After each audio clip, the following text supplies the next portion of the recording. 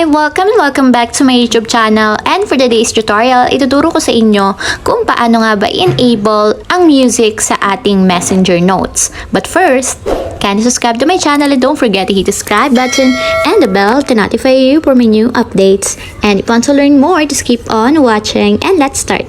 So ayan guys, for today's video, ang first step natin para ma-enable ang ating music sa messenger notes is kailangan i-update muna natin ang ating messenger app.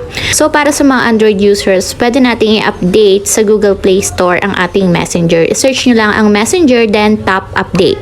So para sa mga iOS naman, pwede nating i-update sa ating App Store. And search nyo ulit is messenger then update. So ayan guys, after ma-update ng ating messenger app, i-open lang natin ang ating messenger and ipapakita ko sa inyo kung paano nga ba mag-work ang music sa ating messenger notes. So ayan, pagka-open ng ating messenger, so automatic mapupunta tayo sa chat list ng ating messenger. So para makapag-create ng notes guys, ganun lang kasimple para lang tayong maglalagay ng notes. So itap lang natin yung share a thought na katabi or nasa taas ng ating profile picture. So tap lang natin ito. So ayan, kung makikita nyo, dito pwede tayong makapag-compose ng new note. So ang kagandahan guys sa bagong update ni Messenger, may bagong idinagdag na music. So kung makikita nyo, mayroon ditong ringtone or music button sa baba ng inyong profile picture. So pwede nating itap.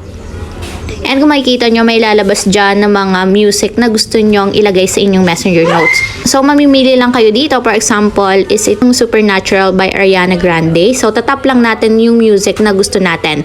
So kung wala naman dito, pwede kayong mag-search guys ng music dito sa search bar. So for example, nakapili na tayo, itatap ko lang itong music. And pwede nyong i-cut dito guys kung some part nyo lang gustong ilagay sa messenger notes yung music.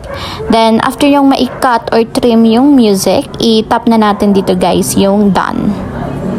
So automatic guys, nakalagay na dito sa ating messenger note yung music. So pwede tayong maglagay din ng notes or letters. So for example is hi.